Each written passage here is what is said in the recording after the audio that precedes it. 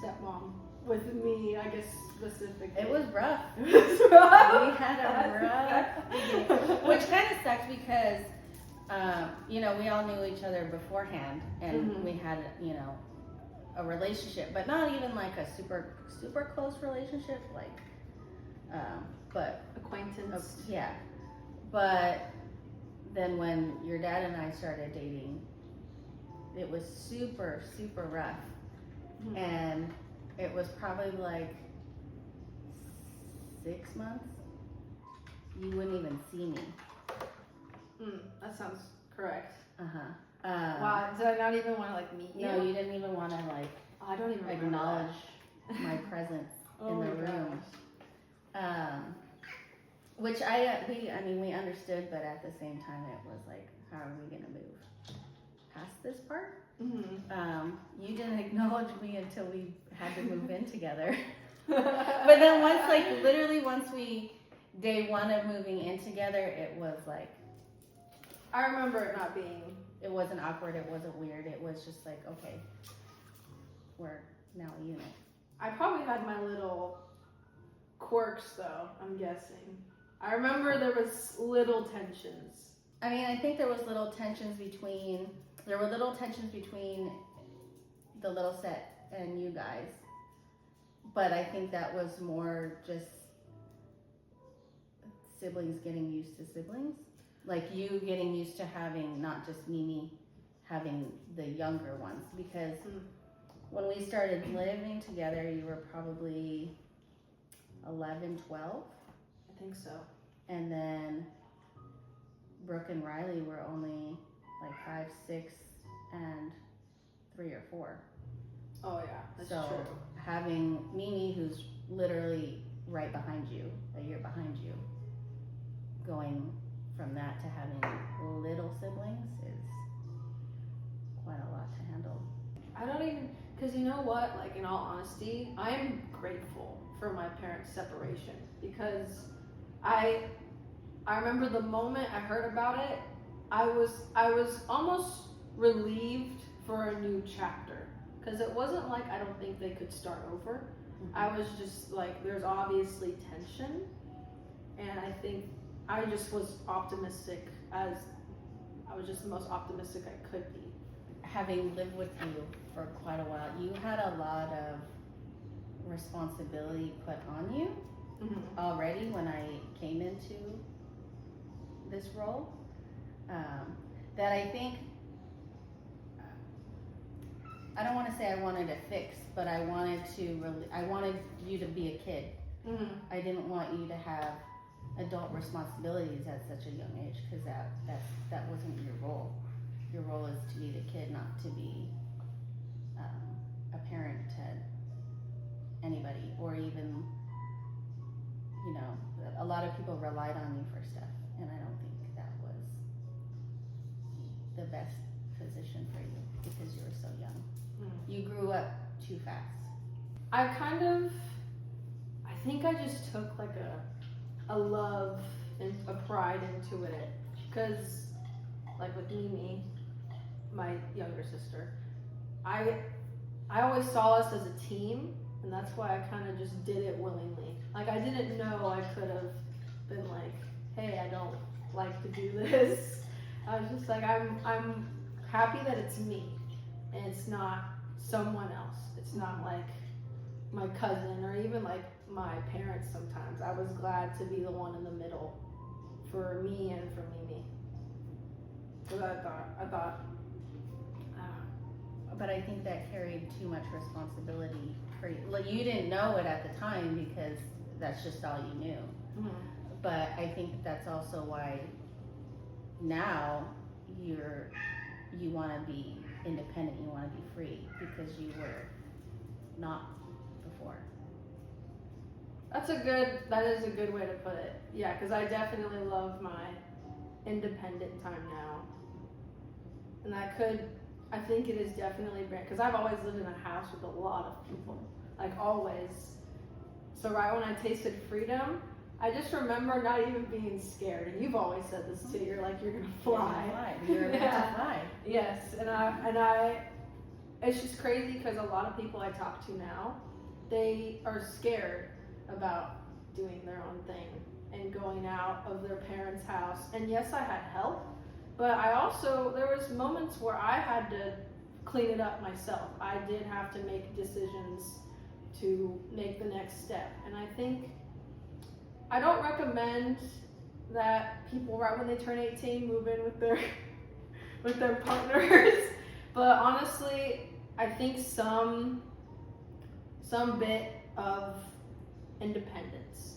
And if they have the choice, because it doesn't have to be college. I'm surprised. I went out and I didn't even go to college. I just did my own thing. I knew I wanted to do firefighting and I just flew with it. And I think I even took advantage of that independence more than most college students. Yes, because college students, they're still tied down to one spot. That's because true. they have to go to their classes, do their thing.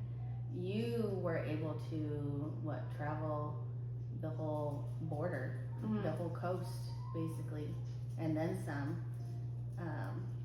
Now, do I wish you would have stuck to your initial plan with firefighting and going to EMT school and things like that? Obviously. But, and also moving in with your significant other at the time. I mean, but I did the same thing, and there's no one that could have told me that was wrong. So for me, telling you, saying it's not going to work out, that's, you're not going to listen to me. You have to live that. You have to learn from your own mistakes, because you're not going to know otherwise. Just because I tell you don't do that doesn't mean you're going to not do that. That's a good point. You have to experience that yourself. Yeah. And go through those life experiences to see what we're talking about. We try and give you advice because we've lived it, we've done it, but you're only going to learn from it by doing it. Like, you're really only going to take that in if you do it and you make your mistakes. That is really important, looking at other people in my life, like role models, because I don't remember once you saying you should not move in with your boyfriend. It was, be cautious of this, but have like a plan and like be aware. But it was never like, oh, you shouldn't do that. Like, even my dad was like, I would prefer you not, but just because church. But I can't see, but your dad and I disagree on that part. The church part, the living together, whatever, before your marriage. Yeah. To me, you have to make sure you're compatible and you can live together before marriage, because I mean, you know now, look at all the quirks and things that you have to work out before. If you would have gotten married and then went into that, you're essentially going to be stuck. Yeah. Because you're not going to just, okay, let's get a divorce. You're not going to do that, because you take that vow serious. And a lot of people don't believe in divorce. So to me, you should find out that you're compatible in all the ways before you do that and have children. You know, for me, it was, I do want to get married and then have children, not children and then marriage. But live together, make sure you guys can work together, communicate well together before you make that vow. Because that's a deep vow. You know? Yeah. And hard to get out of. I agree, because looking back, I was totally ready to get married, because that's who I've always, like, yes, you're fight, like, fight or flight. I have always been fight. There is no flight in my life. Yeah, I was ready to get married, and then now looking back, I didn't even scratch the surface on just the concept of self-love, or honestly, emotional independence. Codependency was my biggest demon in my life, if I were to call it that. Well, your dad and I had different spiritual beliefs. Very true. Yeah. Now, has he guided me?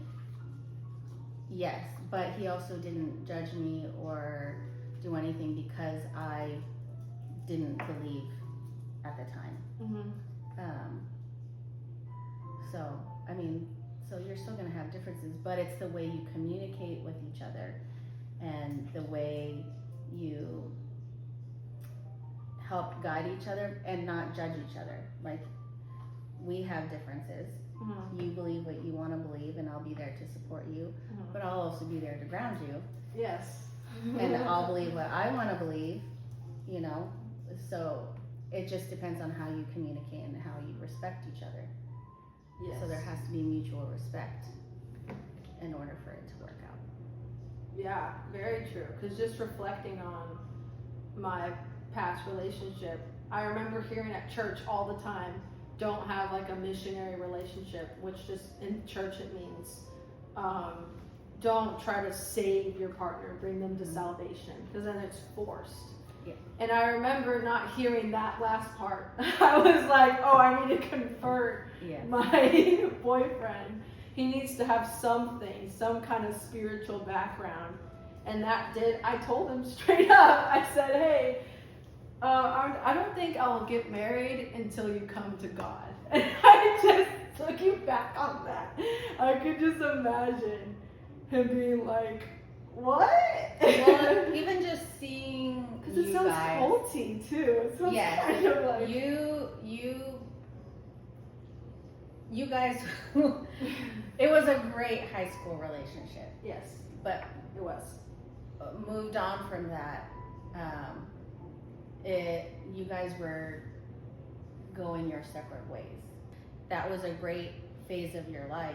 Mm-hmm. It just isn't part of your next phase, you know, just like I compared it to a puzzle piece. You guys fit perfectly in high school as a puzzle piece, but sometimes they shift. Mm-hmm. And now you just have to find the next piece to your puzzle. And that's okay. It's okay for you guys to learn from each other and what you had. Looking back, I don't regret anything. I don't regret moving 1,000 miles away from home. No, you shouldn't. With like, I had no plan. Well, I was like, should I just do what I want? And you were kind of like, yeah. Just You're an adult. And I was like, okay, I'm gonna live with my boyfriend and do what I want. But through that, I feel like it was a spiritual enlightenment because I was truly choosing what church I wanted to go to.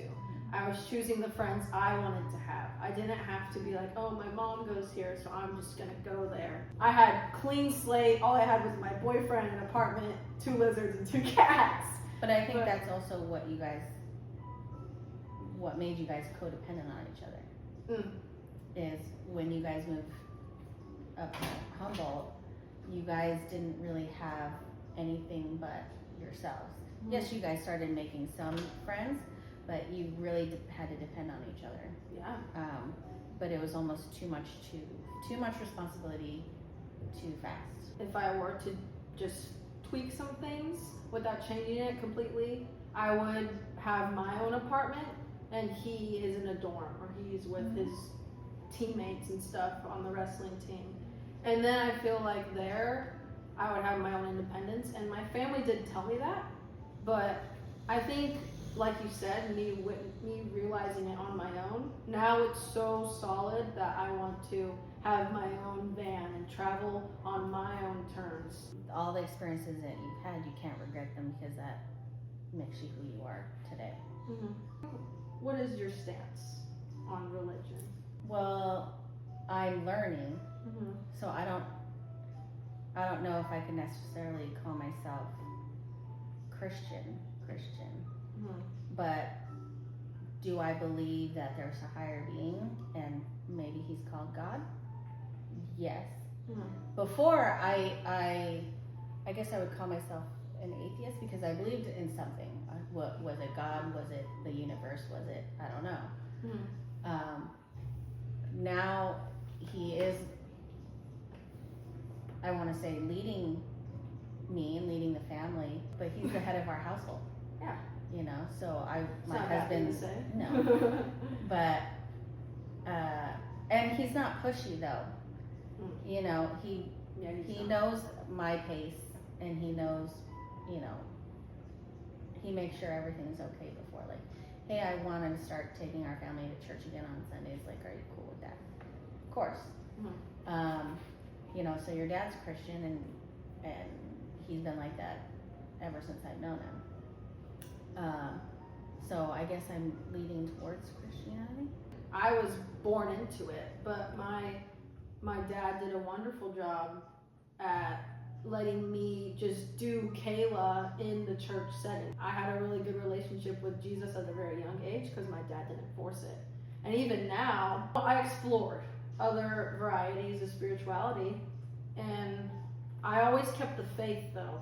And wherever I went, I had faith that God is in everything. Because there was just parts of me that were heartfelt and that couldn't change. That love, even when going into different practices, because that is against the Bible. You shouldn't indulge in idols and things like that. I was listening to my heart instead of my brain a lot. And honestly, I do recommend it, but with the right intentions. I think there was a minute there though that you... I mean, I'm just spiritual, and I'm Holy Spirit led, other than religiously led. But I feel like there was a minute where you weren't Holy Spirit led. Why do you think that? And some of your videos, it doesn't seem like you're Holy Spirit led. Some of your videos seem quite woo-woo, like off, yes. Woo-woo is the a good. spectrum. A little dabbling into other things. I like how you described it. We described it. I have a rope around my waist. Yes. And I go out in space whenever I want to. Yes. I leave my HQ and I do my own thing, and then there's a storm coming, but I love the storm. I'm in there, and then you are like tugging me just to make back sure. a little bit just to make sure. Yeah, and then I say to you, no, I'm good. And you're like, okay, Hey. okay, say you're good. Go do your thing. Because I think that's so important. Because I believe in variety. And because of this, if you don't experience the variety with the intention of a foundation, with something as wholeheartedly pure as Christianity, or maybe for other people being Buddhist, some kind of solid foundation, especially a Christ foundation in my life, then you can have variety because you know your soil, you know how to ground yourself back. And I believe dabbling in other things in space allowed me to understand those who experience the darkness can appreciate the light all the more. And I really do resonate with that. I do have eras of just spiritually speaking. And right now I'm all about Christianity because I think there is a purpose with Christianity in our family, for sure. Like with you and the girls, like I love how my youngest sister talks about church. She wants to get baptized by my uncle. I'm like, okay. And that's cool. her own thing. We Yeah. didn't talk about that at all. I do still love to go out in space. I do. And I feel like I haven't been condemned by Satan. Like I feel like I'm supposed to venture out. I still have that relationship. Like when I worship, I tear up every time. And it's because I feel that Holy Spirit. But I felt that same feeling in other things. So that's why I'm so, like, if everything is God-given, I feel like it was man who, with the freedom of choice, that made things look not God-given. And that's why I want to always see the good, but the God and everything, minus a G or a O. And people at the bottom of the mountain are just running in circles, telling people to go up their path, but their path isn't even finished because they haven't even made it up yet. So I really just always want to be open-minded. That makes us a little nervous with your spiritual paths. Is I feel like a lot of it started when you tried a certain substance. I say mushrooms or Yeah. mushrooms. That's when you drifted off to, I don't want to be a firefighter anymore. I want to do this. I want to, and we're like, why? When it comes from an outside thing, obviously we question it, especially something that you shouldn't be doing. And I say that not just because your age. I don't think it, just me personally, I don't think it should be used to make your life decisions like that. And so sometimes when we see certain behaviors, we're just like, the rope. You're like, let me tug that rope a little bit. You guys call me the dream killer, but the realist. They called me the dream killer. A dream killer. I bring that dose of reality because honestly, like, dream all you want to dream. Like, of course, you know, reach for the stars. But you have to also look at reality because, I mean, it's your livelihood. You have to make sure that you do stay grounded. But I feel like that's when your path went astray. Because, and that's when, and not necessarily if this is a bad version of Kayla, but that's when our Kayla started changing. And obviously you're gonna make changes because you're an adult now and you're going off into your adulthood, leading your own life. But like I said, you always have your Kayla foundation. And when we see that Kayla foundation cracking, I feel like you're getting back on the path next to it. Because you still now want to be a firefighter. And now it's in a different way because now you want to travel alone with your van and do that, which is perfect, which is amazing. So you're back to that, not that path, just the path next to it, but almost leading to the same space where you were before. I think you got Lost in the sauce. lost in the sauce. Reflecting on that, I noticed me as a person, whatever personality type this is, that I'm an all or nothing. That my again, fight or flight. I'm always fight. I'm always all or nothing. And I remember, like, in all Bible stories, it was because they didn't have faith that they didn't press on. They didn't go to the promised land. They wanted to stay in a land that's like an in-between.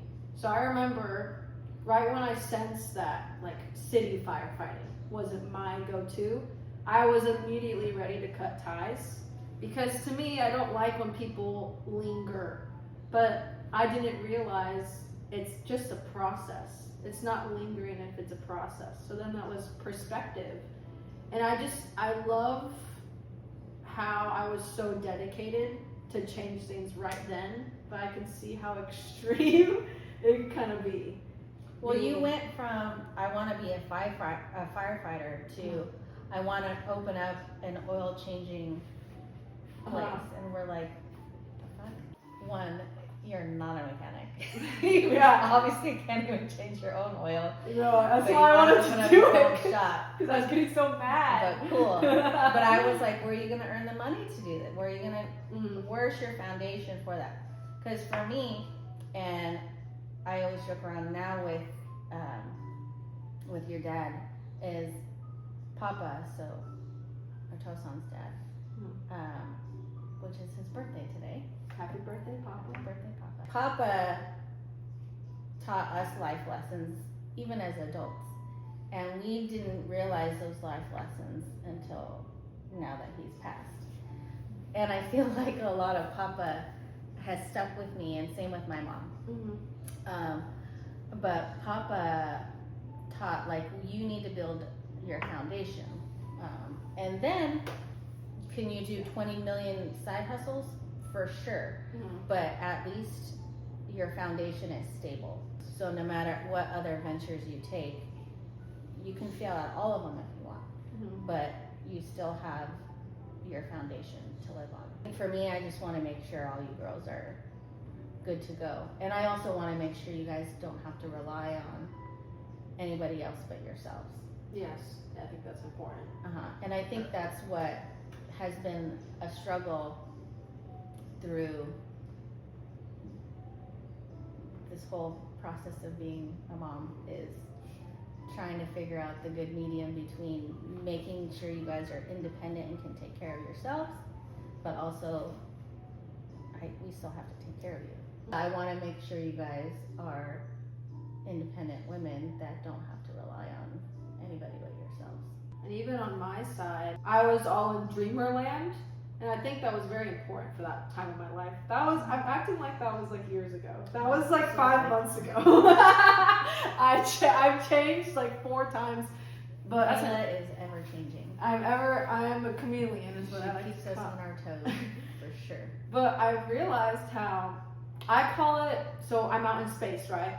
I call it meeting on the physical, and we'll just say space is spiritual. So there's layers, and yeah, the physical is the grounding. Like, yes, I'm gonna go do my spiritual seminars or whatever, but I also am going to be a firefighter, like part-time during the year. And I think that's very important because I have car insurance to pay, and I can't, it is interesting how I'm going to be saving people's lives, probably like emotionally and spiritually, but then I'm like in debt.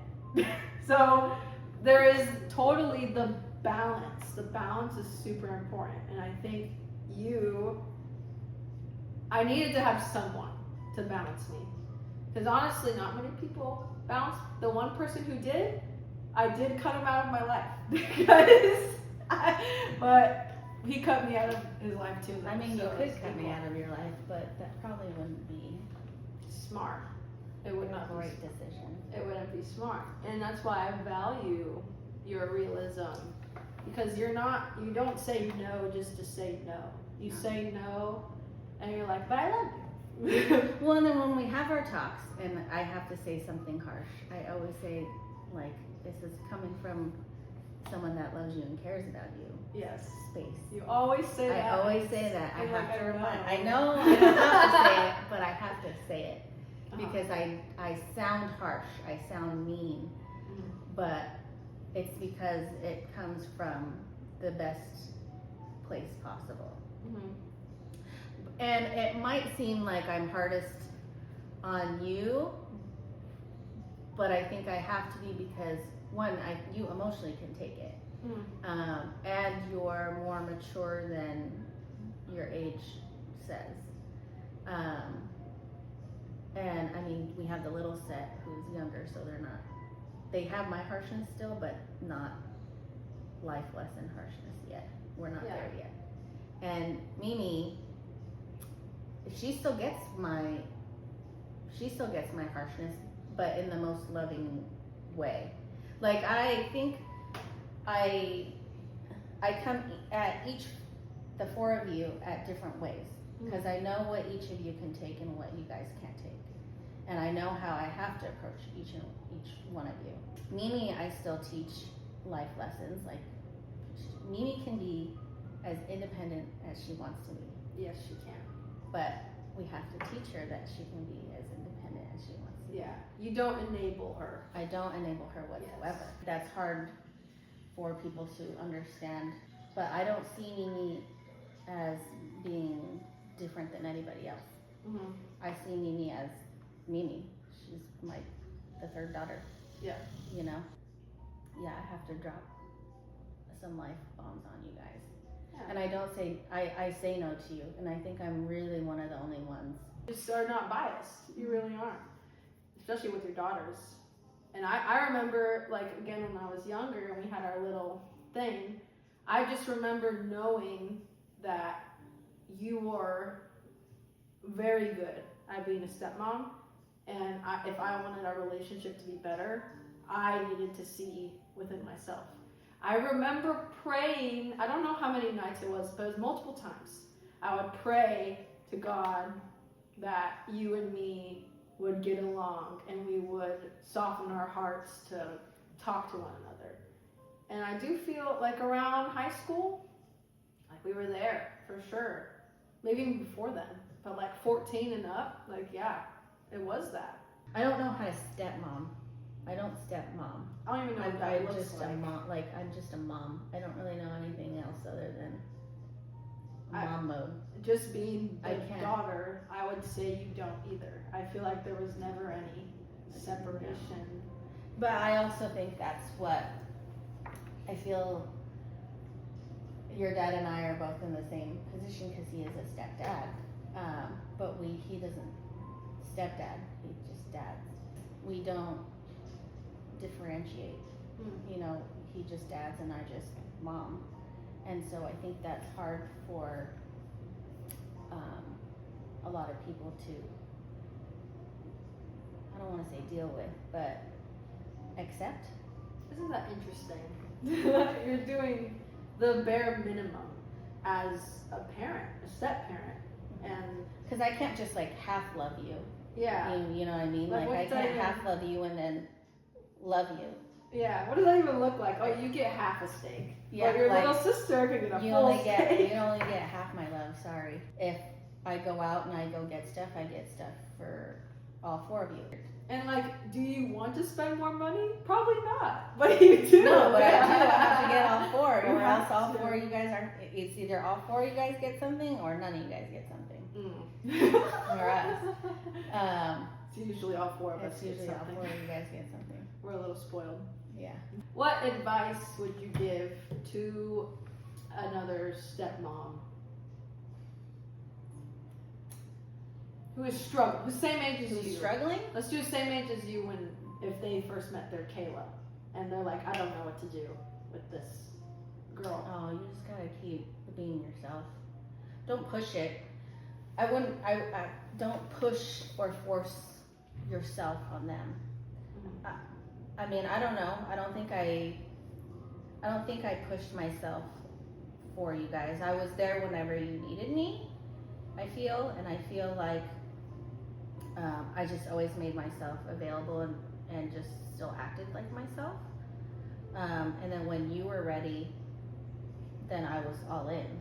Like there wasn't like oh, let me make sure she likes me. Like, let's take it easy. It was like, oh, she came to me, we're ready.